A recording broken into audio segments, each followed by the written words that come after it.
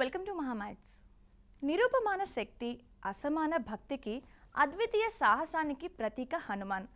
ఆంజనేయుడి చరిత్ర లేకుండా రామకథ సంపూర్ణం కాదు. హనుమంతుడు చిరంజీవి, నమ్మకానికి ప్రతీక.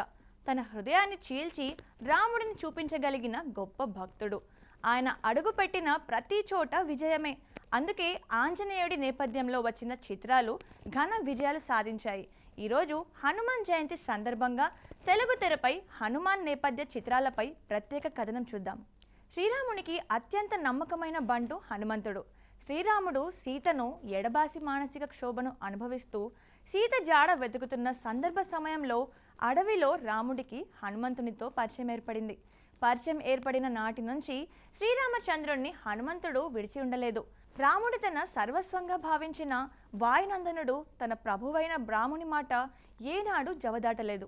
హనుమంతుని సహాయంతో సీత జాడను వెతకటం, లంకేశ్వరునితో రాముడు పోరాటం చేయుటకు సముద్రంపై వారధి కట్టడంలో హనుమంతునిది ప్రధాన పాత్ర.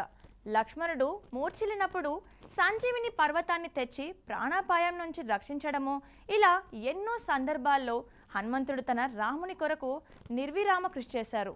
హనుమంతుని శరీరంలోని రోమ రోమానికి తన రాముని స్మరణ తప్ప వేరేది ఏమీ లేదని నిరూపించారు. తన హృదయాన్ని చీల్చి సీతారాములను చూపించారు. ఇలా హనుమంతుడికి రాముడికి మధ్యన అన్యోన్యతలు ఎన్నో కనబడతాయి. ఈ సారూప్యతలన్నీ కళ్లకు కట్టినట్టు ఎన్నో తెలుగు పౌరాణిక చిత్రాలు చూపించి ప్రేక్షకులకు కన్నుల పండుగ చేశాయి. రామాయణ నేపథ్యంలో వచ్చిన ప్రతి చిత్రంలోనూ ఆంజనేయ స్వామి పాత్ర రూపొందించారు. రామాయణంలో విడదీయరాని భాగమైన హనుమంతుడి పాత్ర లేకుండా రామాయణ చిత్రాలను ఊహించలేం. అయితే కొన్ని సినిమాలను మన దర్శక నిర్మాతలు ప్రత్యేకంగా హనుమంతుడి పాత్ర ప్రధానంగా రూపొందించారు. అలా మొదటిసారి 1968లో దర్శకుడు కమలాకర కామేశ్వరరావు వీరాంజనేయ సినిమా రూపొందించారు. ఈ చిత్రంలో ఆంజనేయుని పాత్రను నటుడు అర్జా జనార్దన్ రావు బ్రహ్మాండంగా పోషించారు. ఈ చిత్రంలో రాముడిగా కాంతారావు, సీతగా అంజలిదేవి చేశారు. ఈ సినిమా మంచి ప్రజాదరణ పొందింది. బాపు సంపూర్ణ రామాయణం చిత్రంలో హనుమాన్ పాత్రను అద్భుతంగా తెరకెక్కించారు దర్శకుడు బాపు. ఈ చిత్రంలో శోభన్ బాబు రాముడిగా, చంద్రకళ సీతగా, ఎస్వి రంగారావు రావణాసుడిగా నటించారు. ఈ చిత్రంలో హనుమాన్ సంజీవని పర్వతాన్ని తీసుకురావడం, సముద్రాన్ని దాటడం, తన విశ్వరూపాన్ని చూపించడం వంటి సన్నివేశాలను దర్శకుడు బాపు ఎంతో ప్రతిభావంతంగా నా భూతో నా భవిష్యత్ అనేలా రూపొందించారు. ఆంజనేయుడి పాత్రను ప్రధానంగా చూపిస్తూ దర్శకుడు బాపు రూపొందించిన మరో ఐతిహాసిక చిత్రం రామాంజనేయ యుద్ధం. ఈ చిత్రంలో ఎన్టీఆర్ రాముడిగా, అర్జా జనార్దన్ రావు హనుమంతుడిగా నటించారు. 1975లో రిలీజ్ అయిన ఈ సినిమా ఘన విజయం దక్కించుకుంది. ఈ సినిమాలో పాటలు ఇప్పటికీ దేవాలయాల దగ్గర మార్మోగుతుంటాయి. ఇందులో పాటలు, పద్యాలు అప్పట్లో ఘన విజయం సాధించడమే కాకుండా పల్లెల్లో పండగలకి, పబ్బాలకి ఈ సినిమా పాటలు, పద్యాలు గ్రామ్ఫోన్ రికార్డ్ వేసేవారు. దర్శకుడు సిఎస్ రావు శ్రీ కృష్ణాంజనేయ యుద్ధం అనే సినిమా 1972లో తీశారు. ఇందులో ఎన్టీఆర్ కృష్ణుడిగా వేస్తే ప్రముఖ నటుడు రాజనాల హనుమంతుడి పాత్రలో కనిపిస్తారు. ఈ సినిమాలో కూడా పాటలు అప్పట్లో గొప్ప విజయం సాధించాయి. ఇందులో హనుమంతుని పాత్ర ప్రధాన పాత్ర కావడం విశేషం. శ్రీకృష్ణుడు అంటే గత అవతారంలో రాముడే. ఈ విషయం తెలియని హనుమ తన స్వామితోనే పోరాడే సన్నివేశాలు ఎంతో రక్తి కట్టించాయి. భీమాంజనేయ యుద్ధం కూడా హనుమ పాత్ర ప్రధానంగా సాగే చిత్రమే. మనం పూజించే ఆంజనేయ స్వామి గురించి ఇప్పటి భాషల్లో చెప్పాలంటే నిజమైన సూపర్ హీరో. ఎవరికి భయం వచ్చినా ముందుగా తలుచుకునే పేరు ఆంజనేయ స్వామి పేరే. ఇక ఆంజనేయ స్వామి విగ్రహం, గుడి లేకుండా ఏ ఊరు ఉండదు. హనుమంతుడిని చూడగానే మనసులో ధైర్యం వచ్చేస్తుంది. అందుకే హనుమంతుడి గురించి ముందు తరాలకి, బయట దేశాలకు కూడా తెలియడానికి ఈ తరం దర్శక నిర్మాతలు కూడా ఆంజనేయ స్వామిని ప్రధాన పాత్రలుగా సినిమాలు తెరకెక్కిస్తున్నారు. హీరోకి దెబ్బలు తగిలి పడిపోతే హనుమంతుడు కరుణతోనే శక్తి పుంజుకొని లేస్తాడు. హీరో భయపడితే హనుమంతుడిని తలుచుకుంటారు.